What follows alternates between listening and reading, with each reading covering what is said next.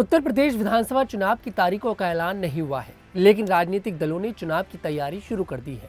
कांग्रेस और Samajwadi party India गठबंधन के तहत मिलकर चुनाव लड़ेंगे, लेकिन दोनों पार्टियों के बीच सीट शेयरिंग को लेकर विवाद हो सकता है।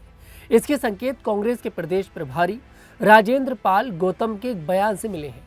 हालांकि बीते दिनों समाजवादी पार्टी के सूत्रों के हवालों से सीट शेयरिंग का फॉर्मूला सामने आया था, लेकिन शायद कांग्रेस उससे खुश नहीं है, इसलिए नई मांग करके अखिलेश यादव की टेंशन बढ़ा दी है। आगामी उत्तर प्रदेश विधानसभा चुनाव में सीट बंटवारे को लेकर पूछे गए सवाल के जवाब में कांग्रेस के प्रदेश प्रभारी राजेंद्र पाल गौतम ने कहा कि हम एक राष्ट्रीय पार्टी हैं, हमें बराबर सीटें मिलनी चाहिए। पूरा देश कांग्रेस की ओर देख रहा है। हम इंडिया गठबंधन को मजबूत करते हैं। दोनों पार्टियों के शीर्ष नेतृत्व को बराबर सम्मान और समानता मिलनी चाहिए। दोनों पार्टियों के शीर्ष नेतृत्व बैठकर फैसला करेंगे और मुकाबला बराबरी का होगा।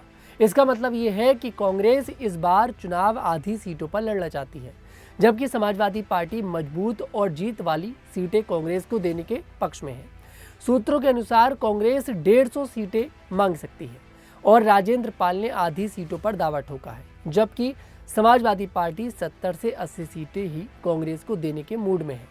समाजवादी पार्टी चुनावी जीत की गारंटी वाली सीट शेयरिंग फॉर्मूले पर विचार कर रही है।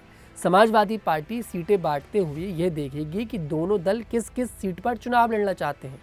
यह भी देखा जाएगा कि किस सीट पर दोनों दलों में से किसका जनाधार मजबूत है, किस सीट पर कौन सी पार्टी चुनाव जीतने में सक्षम है। यानी इस बार जिस सीट पर जिस पार्टी का जनाधार मजबूत होगा और वह जीत सकती है, उसे वही सीट दी जाएगी। उत्तर प्रदेश के सियासी गलियारों में चर्चा है कि राजेंद्र पाल गौतम ने आधी सीटों पर दावा ठोककर अखिलेश यादव पर दबाव बनाने की कोशिश की है।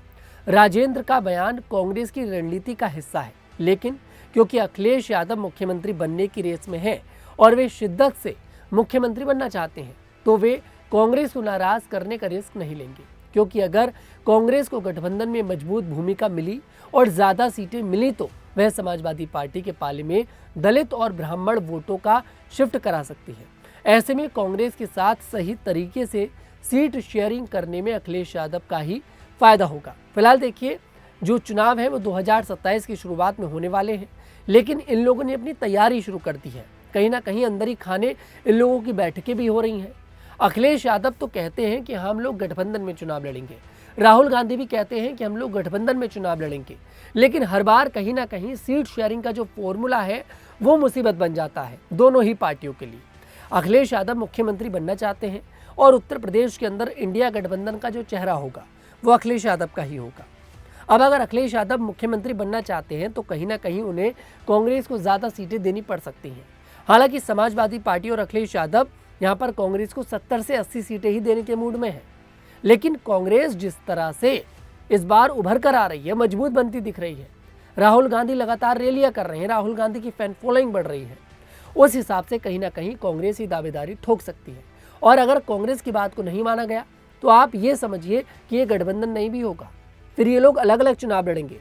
और अगर कांग्रेस अलग चुनाव लड़ती है तो उत्तर प्रदेश के अंदर समाजवादी पार्टी को बड़ा झटका लग जाएगा, क्योंकि कांग्रेस किसका वोट काटेगी? समाजवादी पार्टी का। फिलहाल अब देखना दिलचस्प ये होगा कि आखिरकार उत्तर प्रदेश में इन लोगों का सीट शेयरिंग का जो फॉर्मूला है वो कैसे तय होता है।